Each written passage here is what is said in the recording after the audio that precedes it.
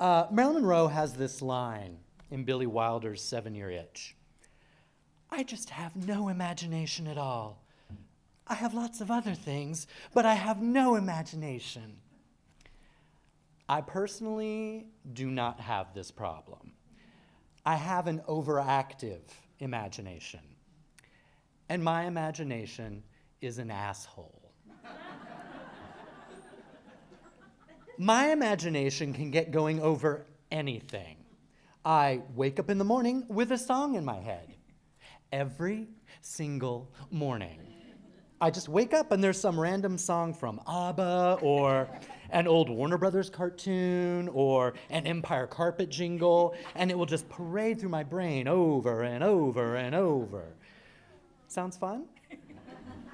It's annoying. Walking to work past a homeless person immediately sends my imagination reeling. What if I was homeless? Would I hoard Vanity Fair magazines instead of plastic bags? Would I remember to scrounge for Gold Bond foot cream to keep my feet from cracking? Is there a Tinder for homeless people? And don't get me started on dreaming. Once I go to sleep, there's nothing I can do to stop my imagination from becoming Steven Spielberg on meth. I'm always at the center of some demented dream script set in a twisted M.C. Escher version of my hometown with ex-bosses, flesh-eating zombies, and my mother coming for me. And then I wake up, and the Coca-Cola I'd like to teach the world to sing song is in my head, and my day starts all over again. My imagination is an asshole. 2 years ago, my little brother killed himself.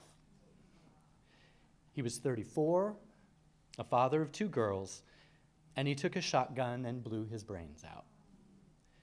The details reported to us were lurid. The county sheriff had never seen worse. But what I imagined that final scene to look like, the smallest details, the feel of the trigger, the taste of metal in his mouth. Was he crying? Could he hear the crickets outside over the rattle of the air conditioner? What put him over the edge? Was it one thing, a tipping point argument about his kids? Was it something not important, like arguing over whether aliens built the pyramids? Was it a culmination of a life where he felt like he didn't belong and never would? What does that last millisecond after you squeeze the trigger feel like? Do you have time to realize what an epic, no-take-backsies fuck-up you've just committed? What was my brother's very last thought before caliber and muzzle velocity extinguished him forever? Did he think of me? He was born 10 years after me, so he was my little baby brother. I watched over him, played with him, changed his diaper, and marched around the Christmas tree carrying him on my shoulders. He became the center of our lives and a very good source of babysitting money. I remember all of it. He was too young to remember any of it.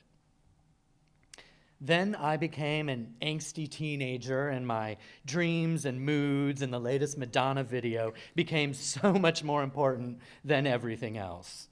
I didn't have time for a kid brother. I had to gel my hair, roll my jeans, and practice my bitchy comebacks. When I turned 18, I hightailed it out of that small town for life in the big city, and I did not stop to look back at that crying little 8-year-old that I was leaving behind. He was old enough to remember that. Life continued. We grew up, got adult lives, and communicated by letters, phone, and the newfangled email. I thought we were okay. We didn't always see eye to eye on things. He could be really irrational, and we sometimes struggled to find common ground. But he was the first family member to ask if I was gay. And when I told him I was, he said he loved me no matter what. I figured he knew that I loved him too. 3 years before he died, I got an email from him that it was odd. I'm not sure if the freeform poem was actually penned by him, but it felt like it was alluding to several very specific family members. I wrote back to him jokingly, "Nice poem. Am I the potbelly drag queen?" He never responded. I got tired of saying happy birthday and Merry Christmas to someone who never bothered to say it back. There was no monumental fight, no major blow up. I just figured he was pissed about something, and since it was not obvious to me what I'd done, it could just wait until we'd actually see each other and reconnect. I could even have made a Potbelly Drag Queen t-shirt for him. But that never happened. And here's where my asshole imagination really starts in on me. What if I could have stopped it? What if one text or phone call or forwarded farting preacher video could have made the difference? I could have just sent, "What's up?" Winky, thumbs up, double heart emoticon. Would that simple thing have been enough to let him know that he was loved? No matter what his struggling brain was telling him, he was loved. He was my brother, and I loved him.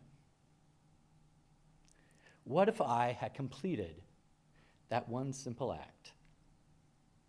Would he have put down that shotgun and picked up his cell phone? Could I have saved him? Am I in part responsible for the shockwaves that will stretch out for years from that one moment in that little white house on that muggy summer day? I know on a rational level there's nothing I could have done. But that doesn't stop my imagination from asking the question a million times in a million different ways. Like the song thing, but more depressing. Sometimes my brother appears in my dreams. I come home, it's his birthday, he's always 8 years old, smiling, happy to give me a big hug and look up to me through his glasses with that look that only little brothers can give big brothers. It always feels really good. And I like to remember him that way. I guess my imagination is not a total asshole.